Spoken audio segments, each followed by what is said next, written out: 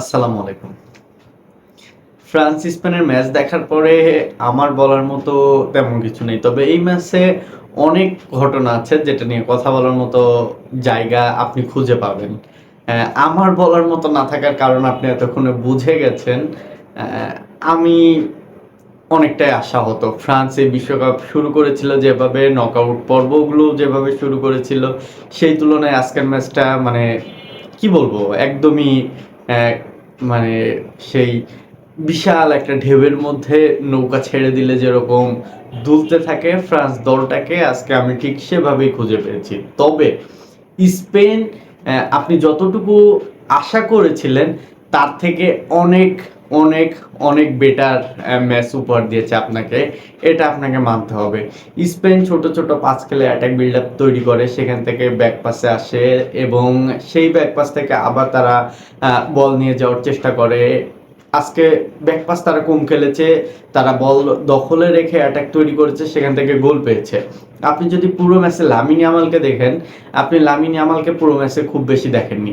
আপনি মিড থেকে রদ্রিগে বল নিয়ে যেতে দেখেছেন, সেখানে রুইস খুব ভালো করেছে। আপনি লামিন ইয়ামালকে যতটুকু দেখেছেন ততটুকুই কিন্তু এই ম্যাচের দৃশ্যপট পাল্টে দিয়েছেন তিনি। লামিন ইয়ামাল প্রথম গোলের পেনাল্টি আদায় করে দিয়েছেন, তিনি একটা গোলও করেছেন, যদিও সেই গোলটা অফসাইডের জন্য বাতিল হয়েছে। অফসাইডের পরিমাণ ছিল সামান্য।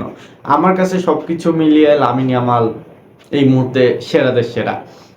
সেরাদের সেরা এটা বলা অবশ্য ভুল, কারণ এই মুহূর্তে লিওনেল মেসি আছেন কিলিয়ান এমবাপ্পে, তারা বিশ্বকাপে কি করেছেন সেটা নিয়ে বলার মতো দরকার আমার নাই। তবে ইয়ামাল সেরাদের সেরা না হলেও সেরাদের তালিকাতে বেশ ভালোভাবে জায়গা করে নিয়েছেন তিনি।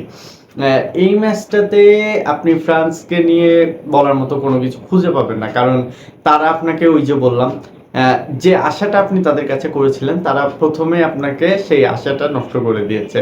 আপনি এই ম্যাচে পুরোটা স্পেনকে ক্রেডিট দেন, স্পেনকে শুভেচ্ছা জানান বেস্ট অফ লাক ফাইনালের জন্য। আপনি যাই কিছু বলতে চান সব কিছু আপনি স্পেনকে নিয়ে বলুন, কারণ স্পেন এই ম্যাচটাকে খুবই সুন্দরভাবে নিয়ে গেছে এই পর্যায়ে। এই খেলাটাই যদি তারা খেলতে পারে, তারা ফাইনাল পর্যন্ত, ফাইনাল বলা ভুল, তারা বিশ্বকাপ পর্যন্ত ডিজার্ভ করে। এই ম্যাচটাই যদি তারা ফাইনালেও খেলতে পারে। এই ম্যাচের আরেকটা গুরুত্বপূর্ণ জায়গা সেটা হচ্ছে রেফারিংয়ে। আমি একটু বলি, এই মুহূর্তে বাংলাদেশে রেফারিং সবাই সবাই রেফারি বাংলাদেশে, স্পেশালি যারা ফেসবুক বোদ্ধা বা যোদ্ধা আছে তারা তো স্পেশালি, ঠিক আছে। তো রেফারির যে ইস্যুটা সেটা হচ্ছে ইজিপ্ট ম্যাচে মোহাম্মদ সালার সাথে যেই ঘটনাটা ঘটেছে, সবাই সেখানে বলেছে মোহাম্মদ সালার পায়ে লাগার আগে বলে লেগেছে, তারপরে পায়ে লেগেছে, এই জন্য ফাউল হয়নি। আমি সেম ঘটনা দেখেছি হেরিকেনের সাথেও। হেরিকেনের পায়ে লাগার আগে বল স্পর্শ করেছিল, এই কারণে নরওয়ের প্রথম গোলটা হয়েছে।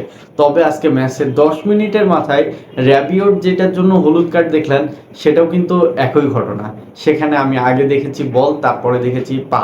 আপনি 10 মিনিটের মাথায় যখন আপনি একটা মিডফিল্ডারকে ইয়েলো কার্ড দেখাবেন, তখনই আপনার ম্যাচের দৃশ্যপট পাল্টে যাবে।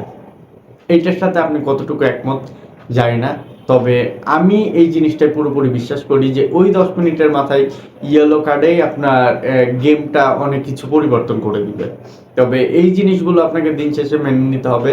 মাঠের রেফারির সিদ্ধান্তই চূড়ান্ত সিদ্ধান্ত হিসেবে ধরা হয়, সেটা আমার আপনার বা এলাকার যে কোনো ম্যাচ ভিত্তিকেও আমরা এটা জানি, আর সেখানে ফিফা ওয়ার্ল্ড কাপের মতো ম্যাচে এটা আপনাকে অবশ্যই মেনে নিতে হবে। এইসব রেফারি ইস্যু বা সব কিছু আপনি এক সাইডে রেখে বরাবরই আমি বলতে চাই আপনি স্পেনকে ক্রেডিট দেন। স্পেন যে পর্যায়ে ফুটবল খেলেছে, এখানে ফ্রান্স কোনোভাবেই টিকতে পারবে না তাদের কাছে, রেফারিং ইস্যু বাদ দিলেও। ফ্রান্স যেভাবে ভুল পাস খেলেছে, বলগুলো স্পেনের কাছে দিয়েছে, স্পেন সেগুলোই অ্যাটাক তৈরি করেছে। আপনি যদি দ্বিতীয় গোলটা দেখেন, পেদ্রো পোরো দুর্দান্ত গোল দিয়েছেন।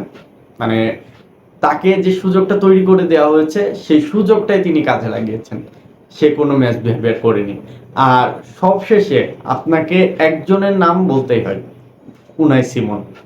সিমন ব্যক্তিত্বটাই ভাই, কেন তিনি এই ওয়ার্ল্ড কাপ সহ মানে টোটাল 6টা ম্যাচে কোনো গোল কনসিড করে নাই, এখন আপনি সেটা বুঝতে পারছেন।